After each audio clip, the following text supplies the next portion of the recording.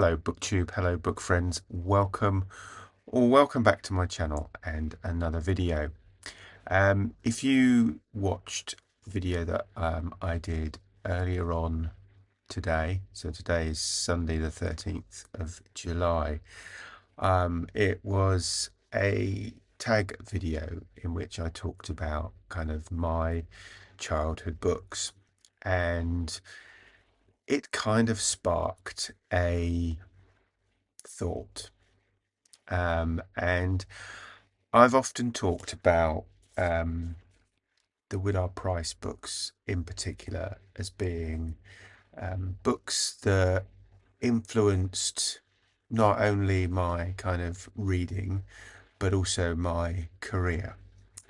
If you don't know, by training, I'm a biologist. Probably because it was the thing that I enjoyed most at school.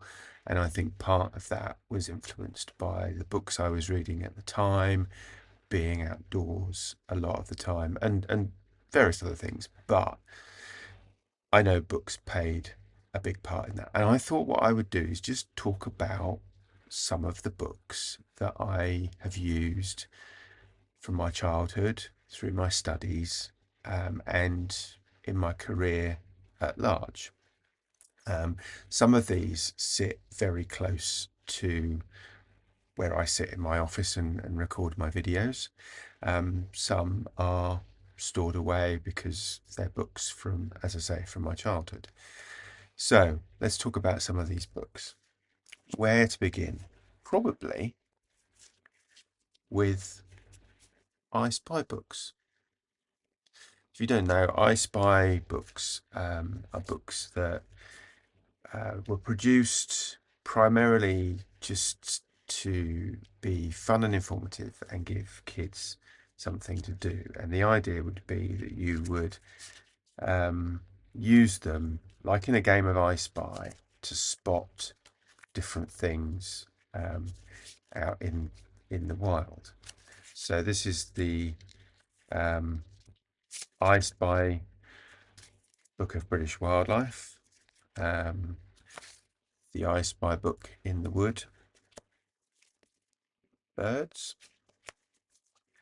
Trees. I've got loads of these. This is just a handful. At the Seaside, Butterflies and Moths. And you will see, if you open them up, you'll see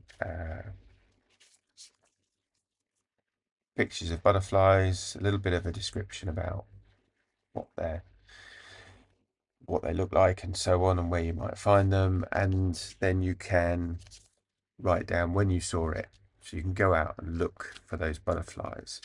Some of them are slightly more easier to see in the wild. So the common is quite a common butterfly here in the UK. The purple emperor I've only ever seen once.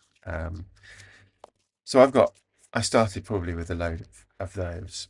Then I suspect I moved on to these Osborne Naturalist's Book of, and again I've got a few of these. These are fairly similar, but they're kind of a bit more detail. It's a bit glossier. They've got they're bigger for a start, so they've got more space to talk about different things.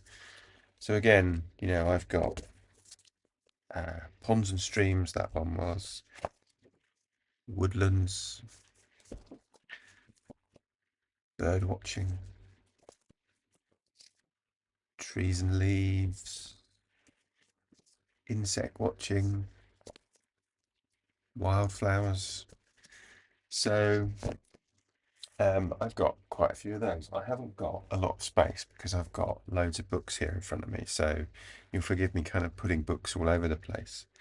At the same time, also probably observer books. So these little kind of pocket-sized books, which would have, again, a picture of the moth in this case, a description and so on. So cinnabar moth's quite common at the moment, quite easy to see. So again, I've got moths. I've got loads of these as well. British butterflies, common insects and spiders, British grasses, sedges and rushes. So this is going to be a little bit of a nerd fest as well, I think. So I've got loads of those. Um, and I was also kind of reading, as I say at the time, fiction and non-fiction. So African adventure, books by Gerald Durrell. Some of these I've mentioned on the channel before. So those sorts of things. And then kind of alongside books, some of the TV personalities of the time. So the David Attenboroughs and the David Bellamy's, who kind of transformed the theory into practice and did it on TV so that you could see, what was going on. And then as I got older and, started studying it more at school, and particularly when I reached sort of the period of kind of 16 to 21, so I did what we would call in the UK, my A levels, and I did botany, zoology, and chemistry for A level. There were textbooks. So this is all about this isn't the different plant types, is a bit of a misleading term, because this is a scientific term. So this is more about the Linnaean classification of plants. So it starts with things that you might not consider to be plants, like fungi and seaweed and certain algae and things like that. And this one has been this has been annotated by me as part of my studies. So this is my copy. So it goes right from algae right the way through to things like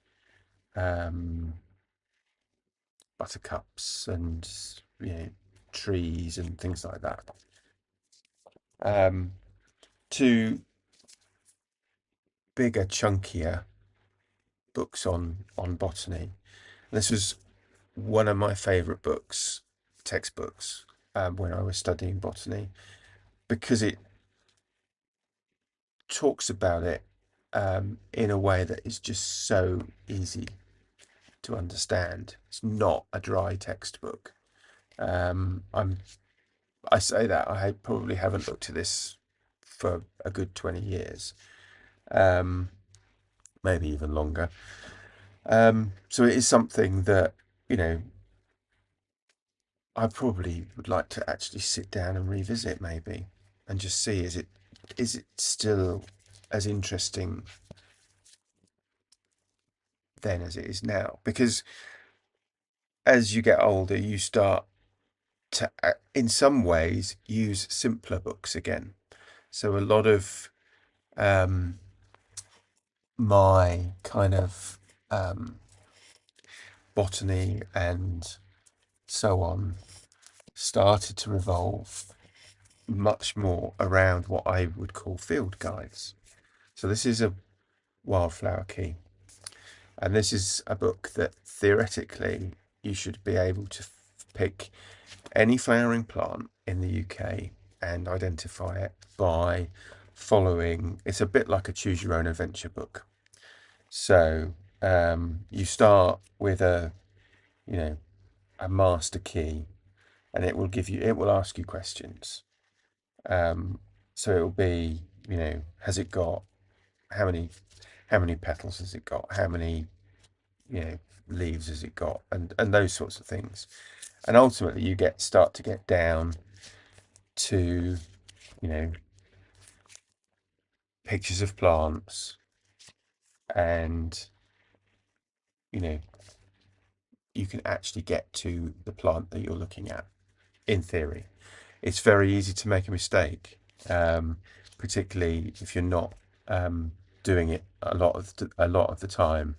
I mean, when we were doing this, we were doing practical sessions like several times a week because you kind of get out of the habit, and it would be very easy over like a holiday period to lose the skill. And you know, I could probably still use this, but I suspect I would make more mistakes than I would have done 30 years ago. So then other books like Field Guides for Trees. A lot of my field guides have leaves and things in, so different plants that I've so they have treasures in. I should say that butterflies, and again, well used. Just you know, some of them are photographic, so they're based on photographs of different species, and others are illustrated. I don't think there's necessarily a difference between one being better or than another, but you know some are. And then there's also books like Gerald Durrell's Complete Naturalist, which is kind of a handbook for how to become a naturalist in a way.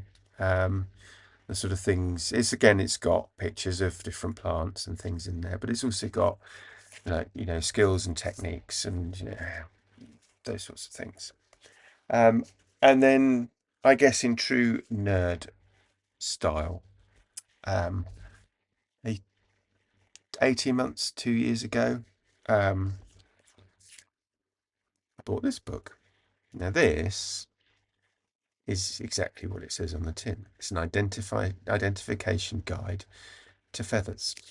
And because very often you'll find a feather on the ground and you'll be like, oh, I wonder where that's come from. And it'll be like, oh, it's a blackbird or a crow or a pigeon or whatever. And just by coincidence, this is a coincidence, I didn't set this up.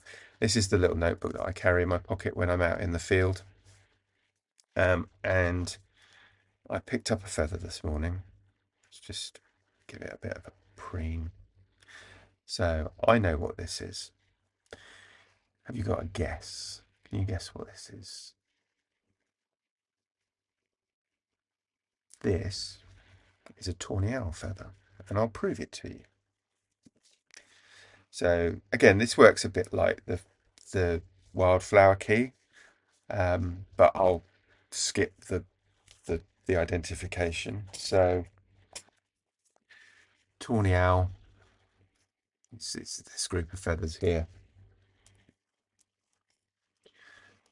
So if you can see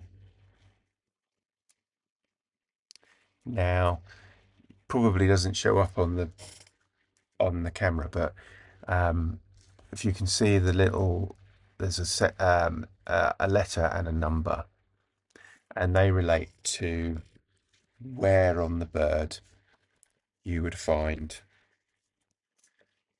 that particular feather. And I reckon this is a P4, just from comparing the pictures. So if you go back to the beginning,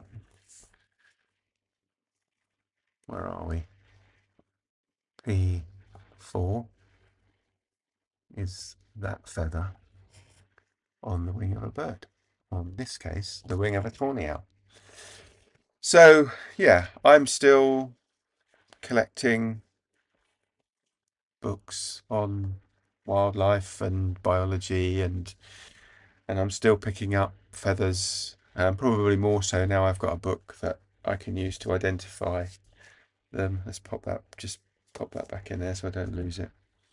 Um, but yeah, so not quite the books of my childhood, but perhaps um, some of the books of my career, maybe.